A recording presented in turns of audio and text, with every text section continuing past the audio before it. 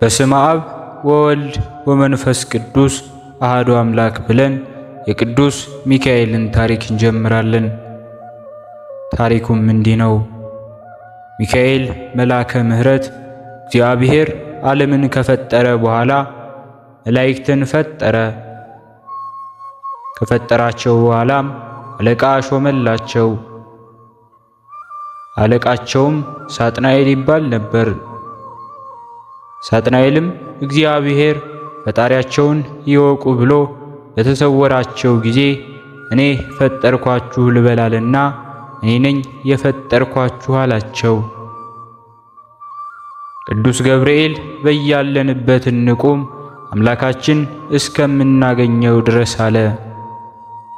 ቅዱስ ሚካኤልም ዝም ብሎ በትዕግስት ቆመ።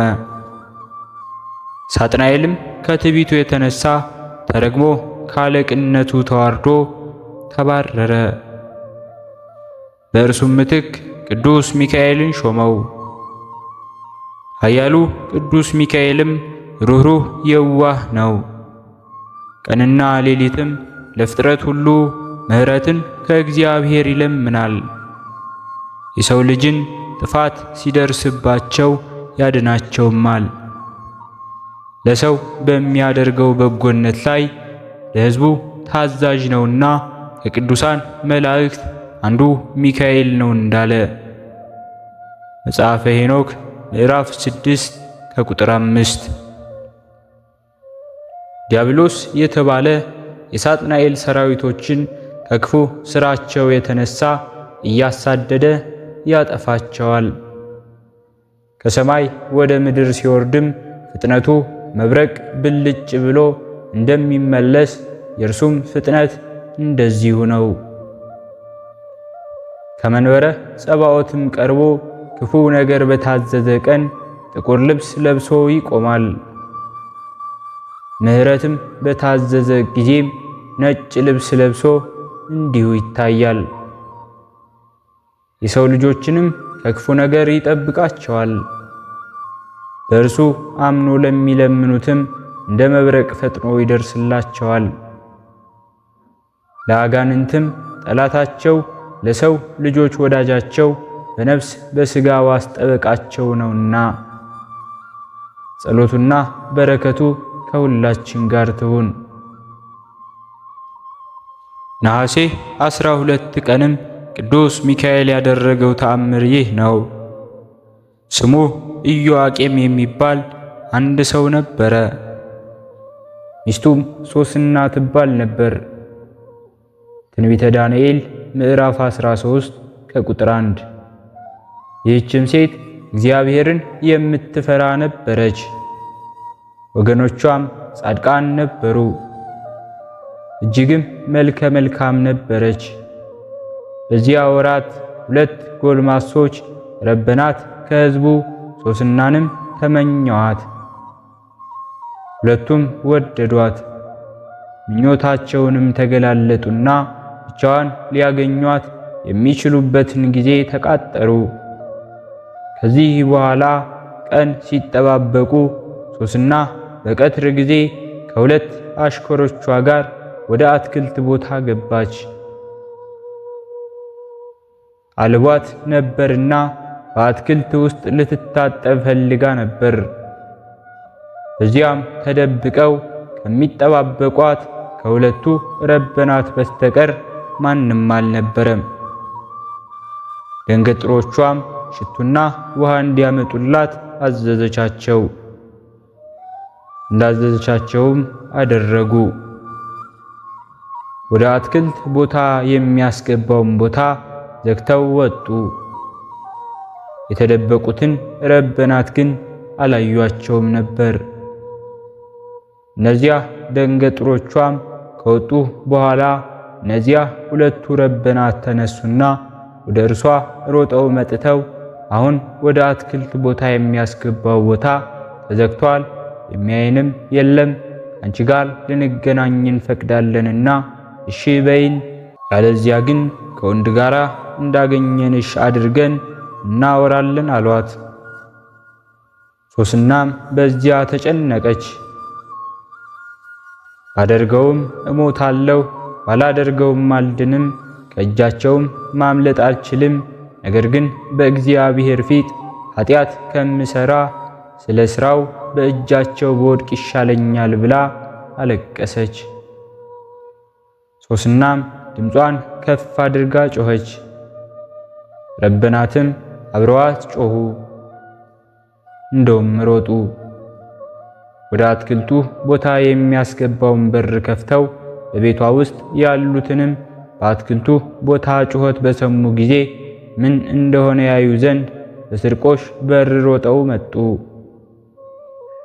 እነዚያን ረበናትም ይህ ነገር ባወሩ ጊዜ ዘመዶቿ እጅግ አፈሩ። በማግስቱም ፍርድ የሚጠብቁ ሕዝቦች ከባሏ ከኢያቄም ዘንድ ተሰብስበው ባሉ እነዚያ ሐሰተኞች በዘመዶቿ ተከባ መጣች። እነዚያም ተንኮለኞች መልኳን ይጠግቡ ዘንድ ግለጧት ብለው አዘዙ። እጅግም መልከ መልካም ነበረችና ገለጧትም። እነዚያ ሁለቱ ረበናትም ከሕዝቡ መካከል ተነስተው እጃቸውን ከእርሷ ላይ ጭነው እኛ ብቻችን አትክልት ቦታ ውስጥ ሳለን ስንመላለስ እርሷ ከሁለት ደንገጥሮቿ ጋር ወደዚያ ገባች። ወደ አትክልቱ ቦታ የሚያስገባውን በር ዘጉ። ደንገጥሮቿንም አሰናበትሻቸውና ሄዱ። ከዚህ በኋላ ጎልማሳው ከተደበቀበት ቦታ መጣና ተገናኛት። እኛም አትክልት ቦታ ውስጥ ሆነን ኃጢአታቸውን አይተናል፣ ስለዚህ ነገር እኛ ምስክሮች ነን ብለው መሰከሩባት። የተሰበሰቡትም አመኑባቸው። የሕዝብ አስተማሪዎችም ወዲያውኑ ፈራጆች ነበሩና ትሙት በቃ ብለው ፈረዱባት። እርሷ ግን ወደ እግዚአብሔር በልቧ ታምናለችና ያለቀሰችም ወደ ሰማይ እያየች በታላቅ ድምፅ ከፍ አድርጋ የተሰወረውን የምታውቅ ሁሉን አስቀድሞ የምታውቅ ዘላለማዊ አምላክ ሆይ በሐሰት እንደከሰሱኝ አንተ ታውቃለህ። እነዚያ አመፀኞች በሰሩብኝ ተንኮል ስህተት ሳይኖርብኝ አሁን ሊገሉኝ ነው አለች። አባቴና እናቴ ጥለውኝ ነበርና እግዚአብሔር ግን ተቀበለኝ እንዳለ ቅዱስ ዳዊት መዝሙር 26 ከቁጥር 12። እግዚአብሔርም ጮቷን ሰማ፣ ወዲያውኑ ሚካኤልን ላከላት። ሰያፊውም ሊገላት ሲወስዳት ስሙ ዳንኤል በሚባል ሕንፃ ላይ መንፈስ ቅዱስ አሳደረባት። በታላቅ ቃልም እኔ ከዚህች ሴት ደም ንጹሕ ነኝ ብሎ አሰምቶ ጮኸ። ትንቢተ ዳንኤል ምዕራፍ 13 ከቁጥር 45። ሕዝቡም በሙሉ ወደ አደባባይ ተመለሱ። ሽማግሌዎችም አንተን አልቆልሃልና በመካከላችን ሆነ ንገረን አሉት። ዳንኤልም ሁለቱን ረበናት ከሕዝቡ ራቅ አድርጎ አንደኛውን ለብቻው ከየትኛው ዛፍ ስር አየሃት አለው። እርሱም ከኮፍ ዛፍ ስር አየኋት አለው። ሁለተኛውም ለብቻው ጠየቀው። ከሮማን ዛፍ ስር አየኋት አለው።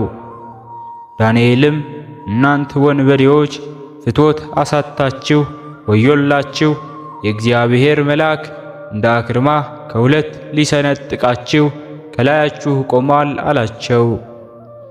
ያን ጊዜም የእግዚአብሔር መልአክ ቅዱስ ሚካኤል ሁለቱን ረበናት እንደ አክርማ ሰነጣጠቃቸው። ሶስናም ከሞት ሕዝቡንም ከኃጢአት ከመስራት አዳናቸው። በሚካኤል አማላጅነት ዓለም ሁሉ ይድናልና። ጸሎቱና በረከቱ ከሁላችን ጋር ትሁን። ሕሊናችን በማሰባሰብ አባታችን ሆይ እንበል። አባታችን ሆይ በሰማያት የምትኖር፣ ስምህ ይቀደስ፣ መንግሥትህ ትምጣ፣ ፈቃድህ በሰማይ እንደሆነች እንዲሁም በምድር ላይ ትሁን። የዕለት እንጀራችንን ስጠን ዛሬ፣ በደላችንንም ይቅር በለን እኛም የበደልነውን ይቅር እንደምንል። አቤቱ ወደ ፈተናም አታግባን ከክፉ ሁሉ አድነን እንጂ መንግሥት ያንተ ናትና፣ ኃይል፣ ክብር፣ ምስጋና ለዘላለሙ አሜን። እመቤታችን ቅድስት ድንግል ማርያም ሆይ በመልአኩ በቅዱስ ገብርኤል ሰላምታ ሰላም እንልሻለን። በሐሳብሽ ድንግል ነሽ፣ በሥጋሽም ድንግል ነሽ። አሸናፊ እግዚአብሔር እናት ሆይ ሰላምታ ላንቺ ይገባሻል። ከሴቶች ሁሉ ተለይተሽ አንቺ የተባረክሽ ነሽ፣ የማኅፀንሽን ፍሬ የተባረከ ነው።